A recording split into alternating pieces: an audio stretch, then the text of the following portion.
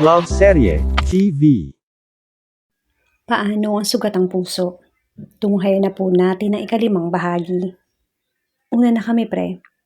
Paalam ni Francis kay Steve nung pauwi na kami. Tahimik lang kami naglalakad pauwi nang biglang binasag ni Chin ang katahimikan. Francis, close na tayo diba? Tanong ni Chin kay Francis na katabi niya lamang habang ako ay nasa kaliwa naman nito. Kayo ni Steve, oo, pero tayo hindi pa. Sagot naman ng isa na ikinatawa ko. Mukhang ang saya yatang panoorin ng isang nega at isang makabasag tenga. Ay, grabe siya. So pag kami ni Steve sinasabihan mo ng close, ibig sabihin ba niyan close na kayo ni Kay? Wika ni Chi na ikinahinto naming dalawa ni Francis. Hindi no, ang hilig gumaya nitong negang to. Sus, kakainin niyo rin yung sinasabi niyo soon. Maniwala kayo sa akin. Para kang tanga, mahuhula ka na pala. Hays, ang tigas niyo naman. Tara na nga. Aya ni Chi na tumakbay sa aming dalawa. Ang feeling close talaga. Kay, pogi dito na lang. Ako bye sa inyo. Enjoy ha. Masayang paalam ni Chin. Yung babaeng yun talaga. Pwede naman siyang dumaan doon sa kanto namin. Makakasama ko patuloy tong negang to. Sinimulan ko na maglakad at ngayon ko lang naramdaman ang ilang sa pagitan namin dalawa ni Francis. Dahil lang siguro to sa pinagsasabi ni Chin kanina. Nilingon ko yung pwesto niya kanina at doon ko na lang napagtantong katabi ko lang pala siya. Nagpatuloy lang ako sa paglalakad ng ilang sandali pa'y. Agad na hinto nito na dahilan para lumingon ako uli. Ibigay mo sa akin yung payong. Ha? Anong payong? Sagot ko rito na may pagtataka. Anong payong yung pinagsasasabi nito? Wala, hatid na kita. Ano? Gulat kong tanong. Ano bang nangyayari dito? Eh di wag, ikaw na nga tong ihahatid. Inis sa sagot nito at sinimulang maglakad. Hoy Francis, galit ka na niyan? Di niya ako nilingon kaya hindi na ako nag-aksayang tawagin siya. Ang swerte naman niya. Umuna na itong maglakad sa akin kaya pinabayaan ko na lang. Speaking of payong, parang malapit lang yata dito yung bahay ni na Alex ha.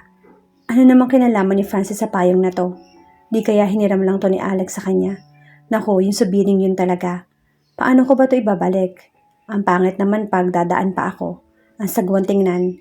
Next kita na lang namin siguro. Siya naman nagbigay sa akin, di ba? Tsaka never kong hiniram. Pasimple lang akong dumaan sa gate nito nang hindi ko inaasahan ang paglabas ni Max. God, hindi ko yata kakayanin. Oh, ikaw yung Kay, di ba? Oh my God, kilala niya ako. Ay Max, pinsan ni Alex. Agad nitong abot ng kamay sa akin. Ramdam ko yung lamig sa buong sistema ko nung nahawakan kong muli yung kamay niya. Tama nga yung lokong yun. Maganda ka pag walang reaksyon. Ha? Sabi ko maganda ka. Hala, totoo ba to? Di kaya nauntog lang ako or something? Masyadong totoo kasi yung sinasabi.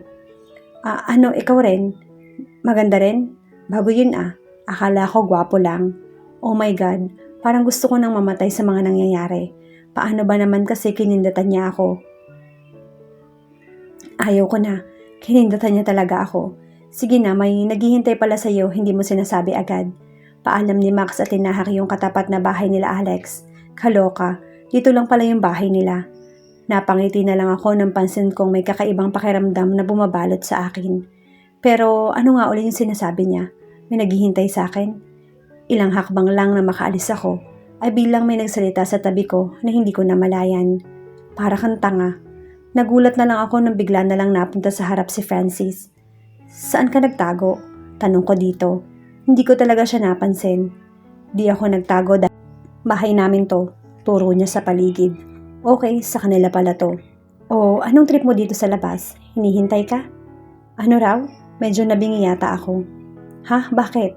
Dahil napasayo yung libro ko. Ay, yung libro lang pala. Kinuha ko na lang yun sa bag at binigay sa kanya. Ito na ho, sir. Yung libro ho ninyo, sir. Okay na ho, sir? Sarkastikong tanong ko rito na dahilan ng pagtawa nito. Hoy, ano nakakatawa? Sagot ko sa kanya na natatawa rin. Ewan ko ba kung tumawa tong negang to nakakahawa na. Sige, alis na. Inaalis talaga ko at tumatawa pa. Sige ho, sir. Magalak kong paalam sa kanya. Naglalakad na ako pa uwi na hindi mapigilan yung ngiti. Ano kayang nakain nun? Ewan ko ba parang hindi yun ang Francis na nakilala ko. O kaya may katawa-tawa lang sa akin. Pero hindi eh. Kung kanina halos hindi kami nagpapansinan, pero ramdam kong hindi niya ako binabara. Baka siguro na-realize niyang sobra lang yung kanigahan niya. Hays, ba't ko ba iniisip yung nega ngayon?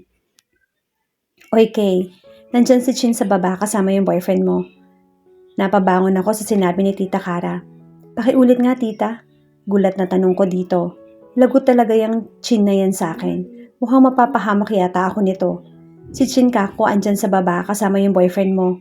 Mukhang tama nga yung narinig ko. Ano? Sigaw ko kay Tita Kara na dahilan ng paghampas niya sa unan. Paulit-ulit lang. Tita naman, paano naman may lalaki dyan wala naman akong boylet. Aba malay ko, edi maghanap ka.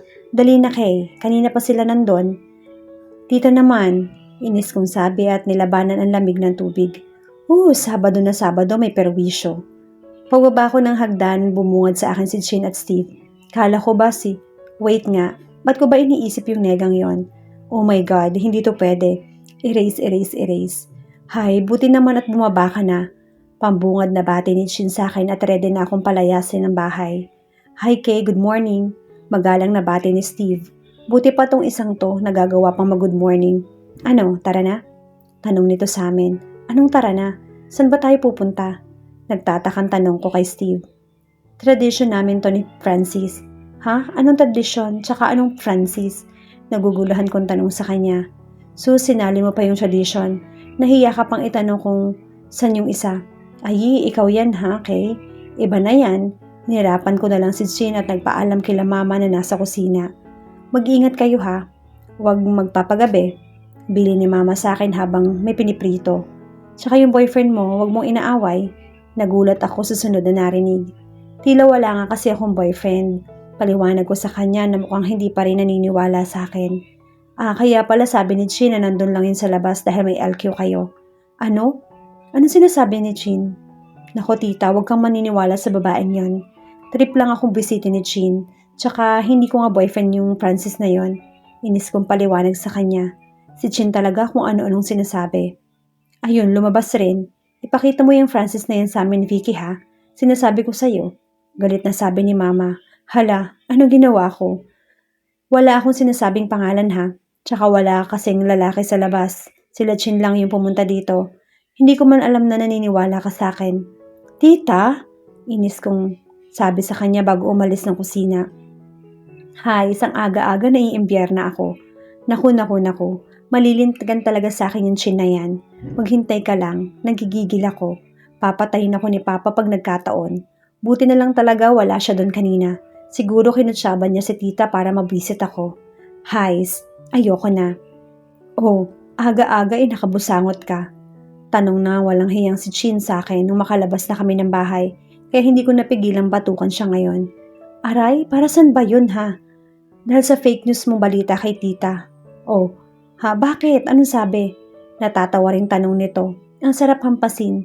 Nako, nagigigil talaga ako. Sinabi mo lang naman na boyfriend ko si Francis, kaya nagalit si Mama. Hoy, Kay, sabi ko lang nandito ako at yung boyfriend mo kunwari na si Steve. Pero alam niya joke yon at never kong minention si Francis ha. Hindi ko nga mapigilan at babatukan ko ulit to. Pero biglang napagitna si Steve kaya siya yung nakatanggap nun. Okay na tayo?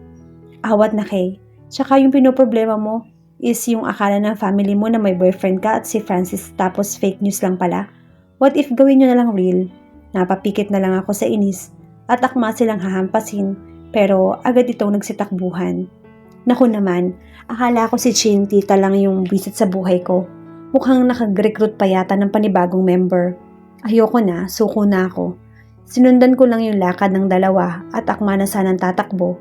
Pero nung napansin nila yun, inunahan nila ako. Mga walang hiya, magsama-sama kayo. Diretso lang yung lakad namin at napahinto na lang ako na lumabas si Francis. Anak nang, ayaw na talaga sa mundo. Binilisan kong maglakad kung saan nakatayo yung tatlo. Pero nang malapit na ako sa gawin nila, agad na nagsitakbuhan yung dalawa kaya naiwan si Francis dito. Angyari doon? Natatawan tanong sa akin.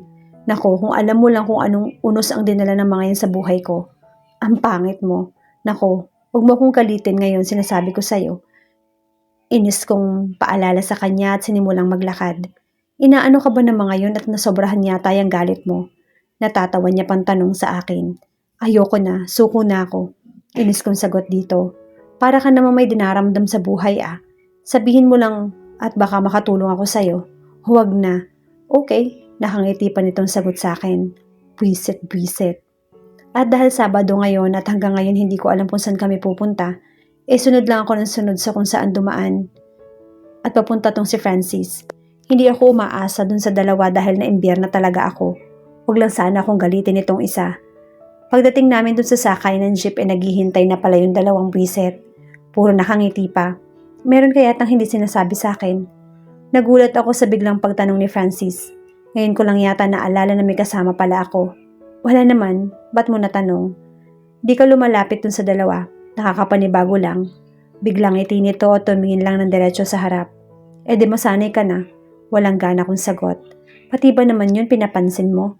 Masanay na, mas palagi tayo magkakasama. Ano, hindi ang OA mo naman sa palagi magkakasama. Binibisit lang ako ng dalawang yun.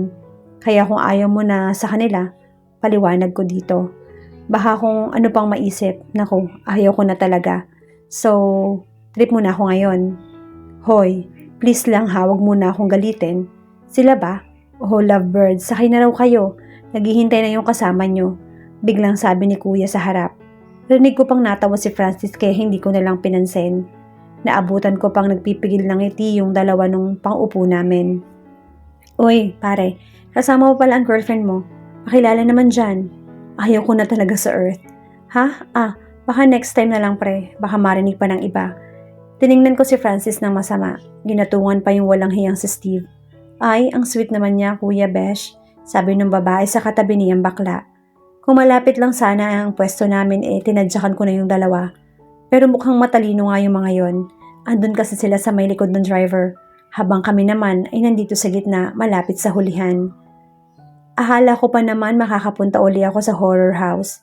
Nakabusangot na sabi ni Chin. Sa ayaw ni boyfriend ni Francis, may magagawa ba tayo? Natatawang sagot naman ni Steve. Nang iinis talaga. Mga buwisit. Hoy kayong dalawa ha. Tigil-tigilan na nga ninyo ako. Hindi na kayo nakakatuwa. Ano na naman? May mali ba kaming sinabi? Naku Steve, wala. Wala talaga kayong sinasabi. Wala talaga. Inis ang sagot ko dito at kinain na yung fries. Andito kasi kami sa isang fast food chain dito sa may mall. Ewan ko ba pabago-bago ng plano tong mga lalaking to. Hindi ko naman alam kung ano nung tradition yung pinaggagawa nila before yung first examination daw. Wait, di ba subiri yan? Dahil sa nabanggit ni Chin sinundan ko yung tinitingnan niya. Si Max. Napangiti pa ako nang makita ang masayang mata nito. Kaya lang biglang nagbago lahat nang may lumapit sa kanyang isang magandang babae. Naka-comfy dress pa ito na kulay white. Hindi maikakaila kung bakit ito nagustuhan ni Max. Mukhang kasing anghel yung babae tsaka sobrang ganda. Pinalik ko yung tingin kay Max. Siguro nga hindi sa lahat ng inaakala mo magiging totoo. Yung akala mong magkakaroon na kami ng hanggang dulo. Yung parang pinagtagpo na sana kami ni Lord. Pero akala lang pala. Tara na, alis na tayo. Biglang tayo ni Francis. Kayo, sumunod na lang kami. Matagal na kaya sila? Isa kaya siya sa dahilan kung ba't nakikipagbasag ulo si Max? Ang swerte naman niya pag nagkataon. Uy Kay, papasok ka ba? O tatayo ka lang dyan? Biglang tanong ni Chin. Nilibot ko yung paningin at ngayon ko lang napansin na nasa may sinima pala kami. Ngumiti na lang ako at pumasok na rin. Doon kami sa malayo pero di gaanong panghuli. Nararamdaman ko nang bigla yung pagsiko ng katabi ko. Akala ko si Chin pero busy itong nakatingin sa harap. Akala ko pa naman si Max yung gusto mo. Biglang sabi ni Francis. Ha? Ano? Anong sabi mo? Sabi ko gusto mo si Alex? Hindi ba yun ang sinasabi mo Parang Max yung narinig ko hindi Alex. Ang bingi mo naman, wag na nga lang. Di wag rin, ikaw lang sumusulpot dyan Ang nega talaga ng lalaking to. Di wag niyang problemahin. Umuwi na kami pagkatapos nun. At buti naman hindi na ako kinukulit ng dalawang biset. Hindi na rin nagpapapansin yung isang nega. Pasalamat nga ako dahil umuwi akong walang sakit ng ulo. Oh, buti naman umuwi ka na. Hinatid ka ba ng boyfriend mo? Pambungad na tanong ni Tito. Napapikit na lang ako sa inis. Lumaganap siguro yung fake news kaya may alam na ang tito ko. Tito, wala akong boyfriend. Okay? Huwag kang maniwala sa kung saan-saang fake news. Sagot ko rito at tinahak na yung kwarto. Vicky, nasa misa tayo diba? Biglang siko ni Mama nung muntikan na ako makasandal sa balikat nito. Maaga kasi kami nagsimba para mas marami pa kami magawa sa bahay. Ako yung unang umuwi dahil dumaan muna si mama sa bahay ni auntie. Ilang hakbang na lamang at bahay na namin na makita ko yung likod ni Francis na dumaan sa gawi ko. Ang yari doon, "Hoy Francis," tawag ko dito na agad namang lumingon. "Ay, ba't ganito yung itsura nito? Masyadong formal." Bagay pala sa kanya yung kulay blue na polo. "O bakit?" Walang ganang sagot nito. Inaalam ko lang kung ikaw nga yan." "Ba't ko nga ba siya tinawag? Para kang tanga. Diyan ka na nga."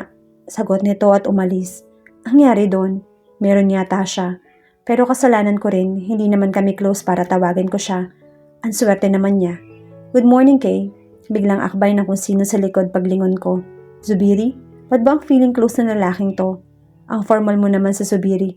"Alex na nga lang." Sagot nito at sinabayan ako maglakad habang pilit kong tinatanggal yung pagkaalakbay niya sa akin. "Uy, close na tayo ha. Nasa iyo na yung puso, yung payong ko." Sagot nito na dahilan ng paghinto ko. "Ba't ba ang feeling close mo ha? Tanggalin mo nga yung pagkakaalakbay mo sa akin. Tsaka yung payong mo, excuse me, ikaw kaya yung nagbigay sa akin nun." Inis na paliwanag ko sa kanya habang tinatanggal pa rin niya yung pagkakaalakbay sa akin. "Uy, chill lang. Ito naman, aga-aga high blood. Tsaka ano masama pag-akbayan kita? Friend naman tayo, diba? O baka naman natatakot ka dahil magsiselos yung boyfriend mo?" "Hindi ah. Tsaka paano naman magsiselos yung boyfriend ko wala naman ako nun." Inis na paliwanag ko sa kanya at sinimulang maglakad. "Ba't ba ang kulit ng subiring to? Yung si Max pa sana yung okay lang sa akin. Mabisit habang buhay." Wag ka na lang magreklamo. Ganito lang talaga ako." Sulpot ni Alex at binalik ang pagkakaalakbay sa akin. Binilisan ko na lang maglakad dahil baka may makakita sa amin. Ayaw ko pa naman na may panibagong fake news. Sa mga oras na nagdaan para naman tayong nasa unang panahon. So, when the hours passed by, so yun na nga lang, ilang oras ngayong araw, binuhos ko na lang talaga sa pagbabasa ng mga topics namin na hindi ko pinakinggan kasi nga exam bukas. Hindi ko pa naman alam kung anong trip ng mga teacher sa pagbibigay ng test paper sa amin. Meron naman kasing, di ba, yung buong kaluluwa mong pinagtuunan ng pansin, yung isang subject tapos hindi naman pala lumabas sa exam. Di wala din. Sayang yung effort mo. Kaya mas ginalingan ko na lang talaga ngayon. Nax, bakit nga ba?